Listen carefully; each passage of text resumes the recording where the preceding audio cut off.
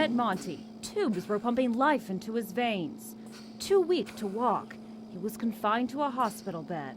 The agonizing aftermath of a journey through the VA system.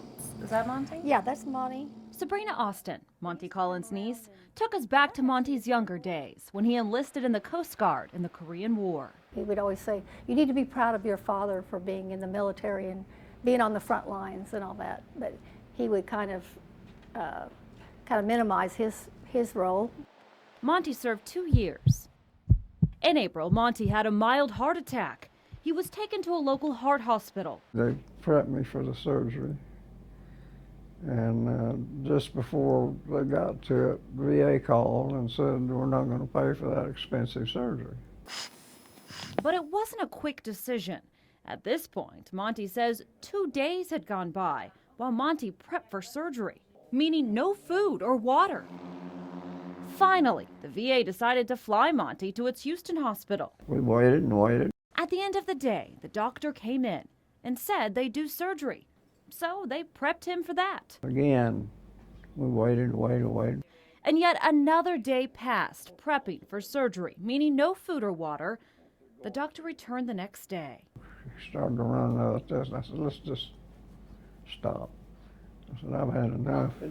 After suffering a heart attack, going 4.5 days without food or water, and never getting a decision on surgery, Monty just wanted to go home. The VA put Monty on a gurney in the back of an ambulance and drove him back to Tulsa. An 8.5-hour ride that left Monty with sores and bruises. Bumping and bouncing, all, just tore me up. I can't help but think if I'd have gotten timely care when I first hit this place, that on the 27th of April, that things might have been a whole lot different. Prior to his heart attack, Monty called the VA about chest pains, but says no one returned his calls. Monty isn't alone. The Inspector General is investigating cases of poor care in VAs across the country. There are 2 VA hospitals in Oklahoma, one in Muskogee, the other in Oklahoma City. A federal audit into the Muskogee VA revealed 200 patients waited 90 days or more to see a doctor, and 500 patients waited a month.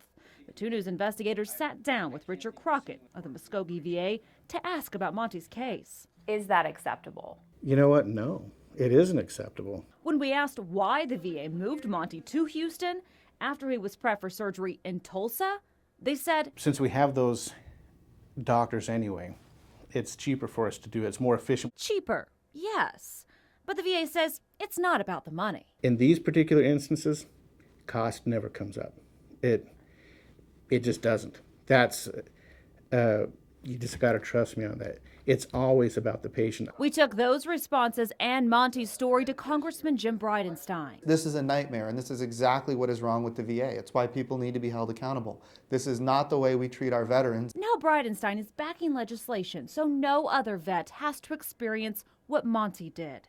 And how do you plan on holding the VA responsible? What we have heard now from the Justice Department is that there will be, where appropriate, criminal investigations. I may not make it through this, but maybe the next one that has a heart attack will get timely care, Sadly, Monty didn't make it. Monty took his own life 6 weeks after he went to the Houston VA, and 2 days before he was supposed to meet Congressman Jim Bridenstine to talk about the need for change. Monty's final mission for a system he fought for, he worked for, and he felt ultimately let him down.